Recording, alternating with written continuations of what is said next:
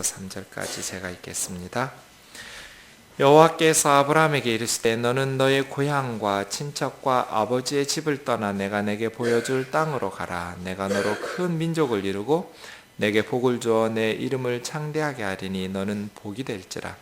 너를 축복하는 자에게는 내가 복을 내리고 너를 저주하는 자에게는 내가 저주하리니 땅의 모든 족속이 너로 말미암아 복을 얻을 것이라 하신지라. 아멘. 오늘은 믿음에 대해서 생각해 보려고 합니다.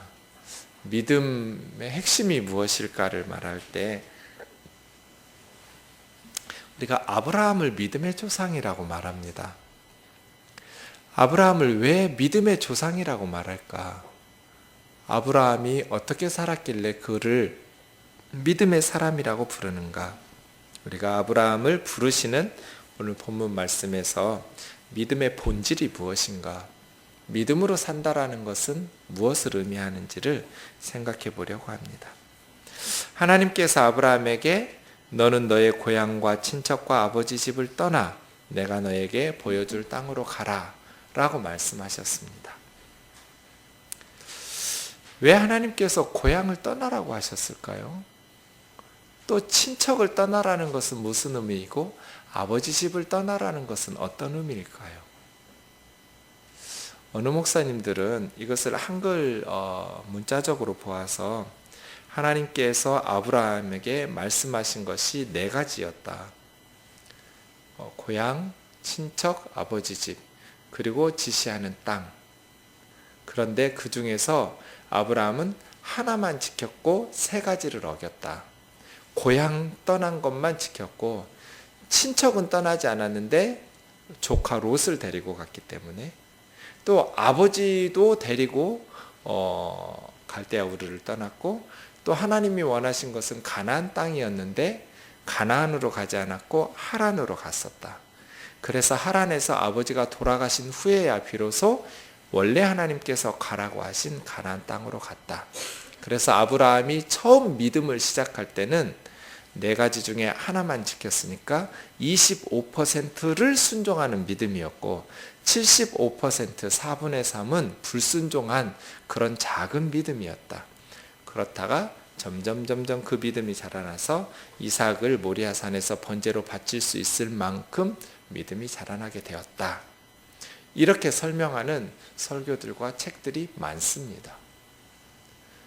성경을 꼼꼼하게 읽지 않으셔서 그래요. 우선 하나님께서 고향과 친척과 아버지 집을 떠나라는 것의 의미가 무엇이며 그것이 왜 믿음의 행위이고 그것이 왜 필요했던가를 생각해 볼 필요가 있는 것이죠. 네. 그리고 우선 좀 문맥상 읽으면 그렇게 착각할 수 있는데요. 꼼꼼히 읽으면 그것이 잘못된 것이라는 것을 알 수 있는 것이 우선 1절을 보세요. 내가 너에게 보여준 땅이에요? 보여줄 땅이에요? 그러니까 하나님께서 어디로 가라고 말씀하신 거예요? 안 하신 거예요? 안 하신 거예요.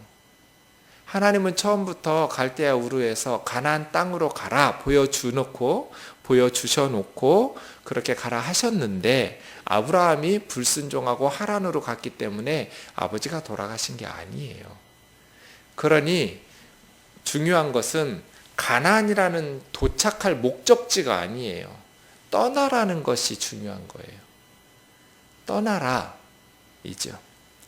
그 다음 하나님께서 아버지가 돌아가신 후에야 비로소 아버지 집을 떠나지 않으니까 하란에서 아버지가 죽고 떠났다라고 말하는데 이것도 그렇지 않아요. 11장에 보시면 26절에 데라가 70세에 아브람, 나홀, 하란이라는 세 아들을 낳았어요. 그리고 32절에 보면 데라는 하란에서 205세에 죽었어요. 70세의 아들을 낳았는데 205세에 죽었으니까 아버지 데라가 205세에 죽었을 때 아들 아브라함은 125세예요. 아브라함이 125세면 이삭의 나이가 25살이에요. 가나안 땅에 오기 전이에요? 온 후에요? 오고 나서도 50년이나 지난 후에요. 한참 후에 아버지는 하란에서 돌아가셨어요. 그러니까 성경 기록상 데라가 죽었다는 이야기를 먼저 써놔서 마치 데라가 죽은 후에 11장에서 12장에서 아브라함이 아버지와 고향을 떠나서 온 것 같지만 그렇지 않아요. 아버지 살아 계실 때, 하란에 있을 때 가나안 땅으로 아브라함은 4절에 보면, 12장 4절에 보면 75세에 왔거든요. 75세에 와서 50년 후에 125세 되어서야 아버지 데라가 205세에 하란에서 돌아가셨으니까 아브라함은 아버지 시퍼렇게 눈뜨고 살아 계실 때 가나안 땅에 온 거예요. 그러니까 성경을 조금만 꼼꼼히 읽으면 아버지 집을 떠나지 않다가 죽은 후에야 비로소 떠난 게 아니라 아버지 살아 계실 때 하란에 남겨두고 가나안 땅으로 왔다라는 것을 알 수 있어요. 그리고 친척을 떠나라는 것이 어떤 친척도 룻의 아버지는 먼저 돌아가셨거든요. 갈대아 우르에서. 그러니까 하란은 도시 이름이기도 하고 룻의 아버지 이름이기도 한데 아버지가 하란에서 갈대아 우르에서 죽으니까 롯이 삼촌 따라온 거죠. 아브라함 따라서. 그것을 친척을 데려오지 말라고 그랬는데 데려왔으니 또 그것도 불순종이라고 말하지 않죠. 이 말은 고향은 큰 집단이에요. 갈대아 우르, 메소포타미아. 그 다음 친척은 중간 집단이에요. 그 당시에는 친척들끼리 모여 사는 시족 집단이었잖아요. 아버지 집은 더 작은 대가족 제도의 집단이에요. 그러니까 아브라함에게 큰 고향, 중간 집단인 친척, 작은 집단인 아버지 집으로부터 떠나라는 것이죠. 그러니까 친척을 데리고 와서 불순종이라고 말할 수 없는 것이죠. 그곳을 떠나라 하는 거예요. 이것이 아브라함의 믿음과 관련이 있어요. 왜 떠나라고 하셨을까요? 하나님께서 아브라함을 왜 거기서부터 떠나라고 했을까요? 그러면 우리가 살던 곳에서 낯선 곳으로 이주하면 그게 믿음의 행동일까요? 꼭 그렇지는 않아요. 그런 의미에서 왜 떠나라고 하셨고 이것이 어떤 의미가 있는지를 알려면 그 앞에 있는 11장의 1절부터 9절까지 바벨탑, 이건 탑 하나 쌓은 것이 아니고 바벨이라는 도시 공동체, 바벨성을 쌓은 바벨성이에요. 언어가 하나였어요. 그리고 사람들이 갑자기 노아의 후손이죠.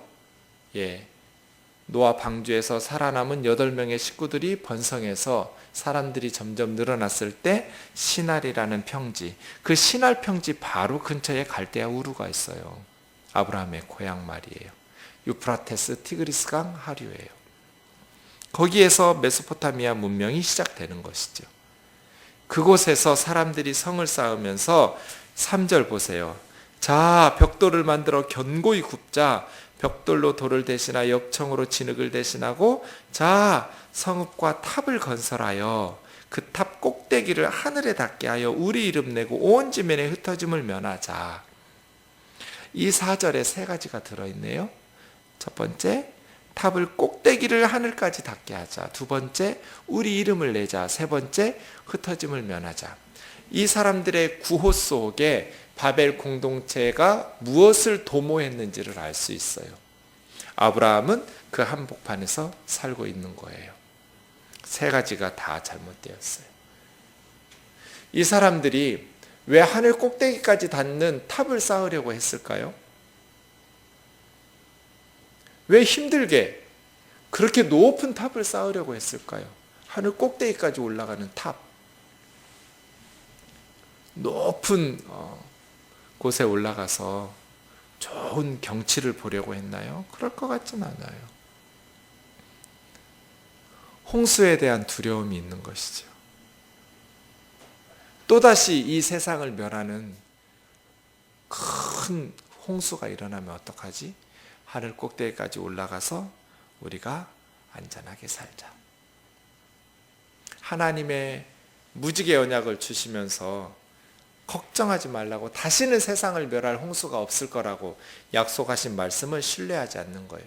그러니까 하늘 꼭대기까지 닿는 탑을 쌓는 동기는 믿음이 부족했기 때문이에요. 불신앙이에요. 하나님의 약속의 말씀을 신뢰하지 못하니까 우리 힘으로 안전을 확보해야겠거든요. 그래서 하늘 꼭대기까지 닿는 탑을 건설하고, 두 번째, 우리 이름을 내자는 거예요. 삶의 목적이 잘못되었어요. 그들의 삶의 목적은 자신들의 명예, 자신들의 이름을 높이는 것. 세 번째, 흩어짐을 면하자라는 것은 그래야 힘이 모이잖아요. 그렇게 해서 살기 좋은 땅을 찾아서 만나고, 평야지대에 비옥한 곳이었어요. 그리고 물이 있었어요. 그렇게 살기 좋은 신할 평지에 모여서 성읍을 건설하기 시작한 거예요. 큰 도시를 건설하기 시작했어요. 이 모든 것들이 다 하나님을 제거했다는 데 문제가 있어요. 그래서 믿음이라는 것은 세상적인 도구를 포기하는 것이 아니에요. 아브라함이 가난하게 살았나요? 겁나 부자였어요. 아브라함은 아무 대책이 없이 무대책으로 살았나요? 그렇지 않아요. 14장에 보면 조카 롯이 그돌라오멜이라는 사람과 전쟁에 휘말려서 다 빼앗겼을 때 집에서 길리은 군대만 아브라함 집에 318명이 있었어요. 318명을 조카 롯을 구하기 위해서 사온 용병이 아니에요. 평소에 양떼 지키고 소떼 키우면서 그렇게 전쟁에 나갈 만한 식솔이 318명이었던 거예요. 그러니까 믿음의 본질은 가난이 아니에요. 대책 없는 무대책도 아니에요. 통장 없이 사는 것이 꼭 믿음 아니에요. 무능하게 사는 것, 그것 믿음하고 거리가 멀어요. 그게 본질이 아니에요. 하나님을 의지하는 것은 세상에서 게으르거나 불성실하거나 그런 게 아니에요. 그건 오히려 하나님을 시험하고 남에게 민폐를 끼치는 것일 수 있어요. 제가 청년들한테 말할 때 여름이 되면 우리가 단기 선교를 많이 가잖아요. 단기 선교를 가려면 지금부터 뭐 해야 돼요? 올 여름방학 때 단기 선교 갈 계획이 있는 청년이라면 1월부터 뭐 해야 되겠어요? 돈을 저축해야죠. 단기 선교 갈 돈을. 아르바이트도 하고, 필요하면 밥값도 아끼고, 교통비도 아끼고, 가능한 아껴서 모으고 모아서 그렇게 준비를 해야 될 거잖아요. 그런데 어떤 청년들은 그렇게 제가 가르쳐도 그냥 페이스 미션, 믿음 선교라고 놀아요. 준비 안 해요. 그리고 이제 갈 때 되면 기도해요. 그리고 기도 편지를 많이 돌려요. 그리고 열심히 기도해요. 열심히 기도할 게 아니라 알바를 해야죠. 그리고 모자라면, 최선을 다해서 내가 저축했는데 모자라면 기도를 통해서 어른들의 도움을 구할 수도 있죠. 그렇죠? 그런데 자기가 할 건 하나도 하지 않고 자기는 믿음으로 간다고 기도만 하고 하는 것은 결국 민폐예요. 우리 동기 목사님들이 모였어요. 목사들이 모이니까 거룩한 얘기만 하는 줄 알지만 그렇지 않아요. 은퇴 후에 어떻게 살래? 그 얘기가 나왔어요. 이제 우리 목사들 은퇴하면 뭐 먹고 살 건가? 홀리하죠? 네. 그래서 듣자니까 대책이 없어요. 목사님들이. 생각해 보세요. 목사님이 은퇴하면 이제 당장에 목회하는 동안에는 교회에서 사례비를 받으니까 가정 경제를 사례비 받아서 매달 꾸려갈 수 있지만 은퇴하면 사례비 안 나오잖아요. 그럼 뭔가 대책이 있어야 하잖아요. 이러면 어떻게 해야 돼요? 기도해야 돼요? 준비해야 돼요? 기도도 하고 준비도 해야죠. 그렇죠? 준비 안 하고 기도만 하면 어떻게 돼요? 결국 하나님이 주셨다고 말하지만 하나님은 하늘에서 돈 안 떨어뜨려 주시거든요. 민폐 끼치는 거예요. 다른 이들에게, 다른 성도들에게, 다른 가족들에게. 그렇잖아요? 아니면 그냥 폐유지 줍든지 아니면 아파트 경비하시든지. 저는 그런 거 좋다고 생각해요. 은퇴하신 목사님들이 거리 돌아다니면서 땅밟기 하면서 폐유지 줍고 기도하면서 뭐 좋다고, 건강하시면 저는 그러고 싶어요. 어떻게 하나님 인도하실지 모르지만 뭐 그런 대책이 있어야 되는데 거룩하게 어떻게 주의 종이 그런 세속적인 일을 해? 뭐 이런 왜곡된 생각도 가지고 계시면서 결국 기도하고 믿음으로 산다는 게 민폐예요. 믿음의 본질을 말할 때 그런 가난이나 대책 없이 사는 것을 믿음이라고 말하지 마라. 결국 다른 사람에게 신세지고 민폐 끼치는 것을 하나님께서 주셨다고 우겨대지 마라. 아브라함은 그런 믿음의 사람은 아니었다는 거예요. 무슨 말인지 아시겠죠? 네. 저는 대책을 어떻게 세웠냐고 해서 제가 한 수 가르쳐 줬죠. 저는 그런 부분에 있어서는 아주 두 가지가 문제잖아요. 목회자들이 은퇴하면. 첫째는 생활비, 둘째는 집. 그렇죠? 생활비는 어떻게 하면 돼요? 준비를 안 해놓으면 우리 아이들이 너무나 버거워요. 목사님 둘을 월급을 줘야 하잖아요. 그죠? 젊은 새로운 담임 목사님도, 은퇴하신 원로 목사님도. 그러니 부담스러워서 안 된단 말이에요. 지금 우리가 그 부담을 아이들에게 넘기지 말고 조금씩 준비하면 되죠. 연금 들어놓으면 돼요. 그럼 은퇴 후에 따복따복 매달 연금이 나올 거 아니에요. 그렇죠? 왜 여러분이 감당해야 될 저를 여러분이 감당해야 돼요? 여러분 아들, 딸이 감당해야 돼요? 제가 늙으면? 은퇴하면? 여러분이 감당해야죠. 그러니까 여러분이 연금 들어놔야죠. 여러분 아이들에게 그 부담을 지우면 안 되는 거예요. 집은 어떻게 하면 돼요? 사줘야죠. 누가 사줘야 돼요? 여러분이 사줘야죠. 어떻게 해요, 그러면? 그죠? 네.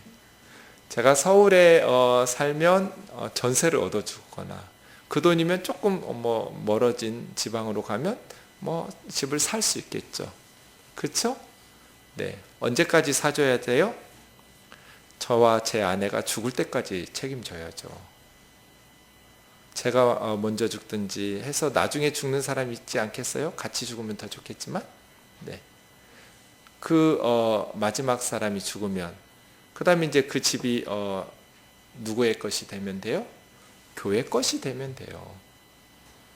교회 이름으로 사주고 은퇴하시는 목사님들에게, 사모님이든 목사님이든 나중에까지 사시는 분이 마저 돌아가시면 다시 교회 재산으로 그 집을 가지고 있어서 또 젊은 목사님 돌아가실 때 되면 주고 또 교회 돈으로 이렇게 하면 어려움이 없어요. 그랬더니 너무 지혜롭다고, 그렇게 하면 좋겠다고 그렇게 이야기들 했어요.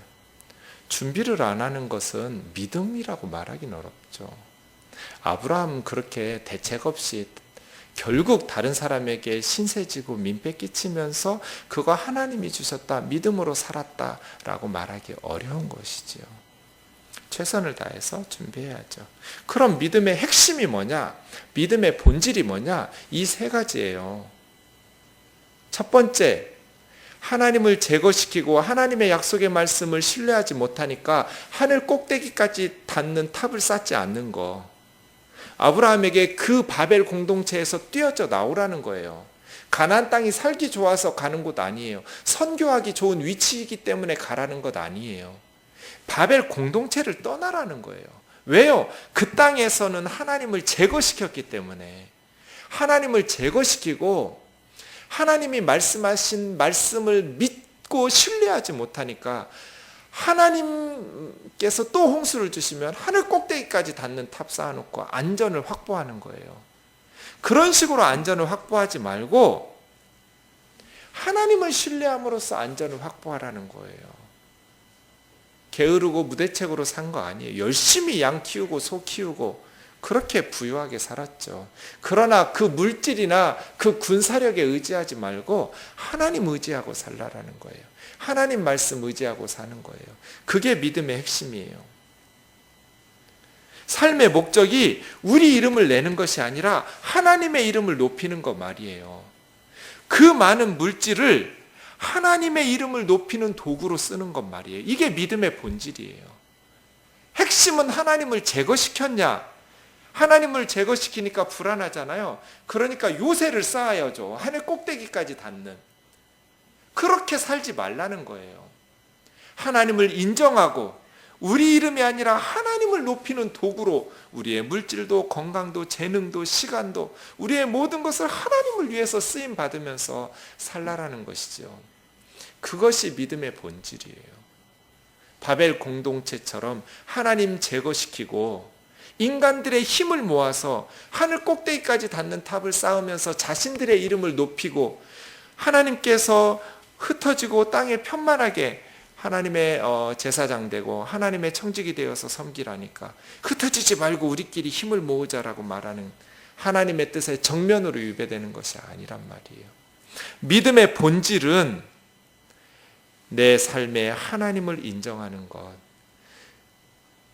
그런데 그렇게 살다 보니 때로 우리가 어려움을 만나요. 아브라함은 2번이나 자기 아내를 지켜주지 못하고 잃어버렸어요. 한 번은 애굽의 바로왕에게, 한 번은 그랄왕 아비멜렉에게 빼앗겼었어요. 정확하게 말하면 이거는 지키고 싶었는데 못 지킨 게 아니에요. 하나님께서 도와주지 않으셔서 못 지킨 것도 아니에요. 지키려고 했는데 못 지킨 게 아니라 처음부터 팔아먹을 생각한 거예요. 당신이 이쁘니까 내가 남편이라고 그러면 나 죽일 거라고, 여동생이라고도 좀 하자고. 이게 무슨 지키려고 했는데 못 지킨 거예요? 처음부터 작정하고. 아브라함의 믿음이 없어진 거죠. 기근을 당하니까 믿음이 떨어졌어요. 하나님이 약속하신 땅에 왔음에도 불구하고 기근이 찾아오니까. 어쨌든 그럼에도 불구하고 아브라함은 약속의 땅에서 평생을 지켜내고 산 거예요. 그런 게 믿음이에요. 하나님의 약속하신 말씀을 붙잡고 하나님을 바라보면서 비록 2번씩이나 아내를 빼앗겼지만 하나님 의지하고 살아가는 것.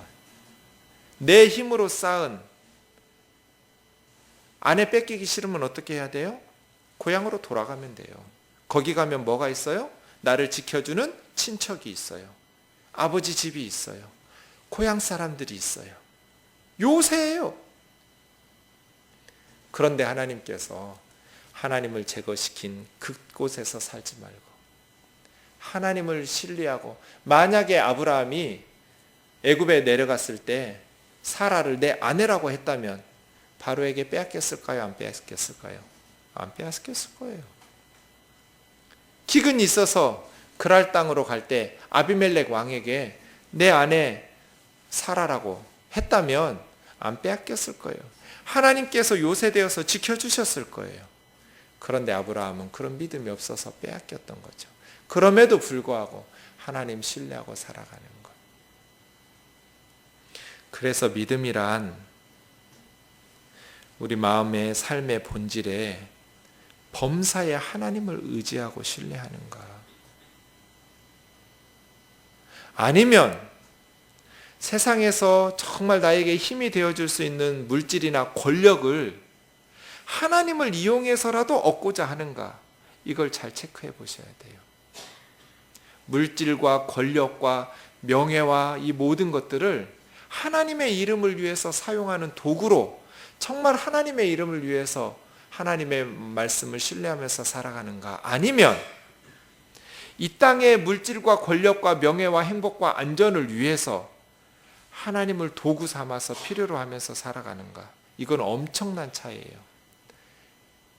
물질과 권력과 이 모든 것들을 도구 삼아서 하나님의 이름을 위해서 살면 위대한 하나님의 사람의 삶이지만, 하나님을 도구 삼아 이용해서라도 이 땅의 물질과 명예와 안전과 행복을 추구하면서 산다면 이건 우상숭배예요. 하나님이라는 우상 섬기는 거예요. 하늘과 땅만큼이나 다른 거예요. 여기에 믿음의 핵심이 있어요. 믿음이란 내 삶의 중심이, 목적이 무엇이냐? 내 이름을 내는 것이냐? 내 행복을 위한 것이냐? 하나님의 이름을 높이기 위하고 하나님의 행복을 위한 것이냐? 목적이 달라요. 삶의 본질이 달라요. 하나님에 대한 말씀의 신뢰가 부족하니까 자신들의 힘으로 요새를 쌓고 그 안에서 안전하다고 느끼는 삶이냐? 아니면 순례자처럼 고향과 친척과 아버지 집을 떠나서 하나님 한 분 붙잡고 하나님께서 나의 피난처이십니다. 하나님께서 나의 요새이십니다. 하나님께서 나의 피할 바위이십니다. 하나님이 나를 지켜주시는 보호자이십니다. 하나님을 신뢰하면서 살아가느냐? 본질이 다른 것이죠. 흩어짐을 면하자 하고 똘똘 뭉치는 것이냐? 아니면 세상의 소금, 세상의 빛으로 흩어져서 이 세상 속에서 하나님의 역사들을 이루어갈 것이냐? 이 모든 본질적인 것들이 다 다르게 되는 것이죠. 사랑하는 형제 자매 여러분, 저와 여러분의 삶 속에 하나님의 이름이 높아지기를 주의 이름으로 축원합니다. 세상의 것들은 굉장히 큰 힘들을 가졌죠. 그래서 사람들이 추구해요. 권력도, 물질도, 명예도. 좋은 요새들이 돼요. 보호막들이 돼요. 그런데 하나님보다 그러한 세상적인 요새들을 의지하면 언젠가 그것들이 무너지는 날 다 무너지게 될 거예요.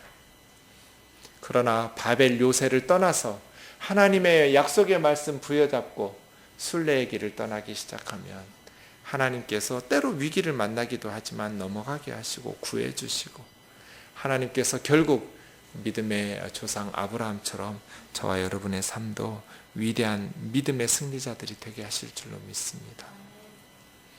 이 세상에서 하나님을 믿고 신뢰하는 것. 세상 사람들이 요새를 쌓아가고 있는데 그게 너무 부럽고 안전해 보이고 행복해 보이는데 나는 그러한 요새가 아니라 하나님이라는 요새를 의지하고 아브라함처럼 그냥 순례자의 삶을 사는 것이 불안하고 초조하고 그렇게 여기도록 만드는 세상 속에 우리가 살거든요.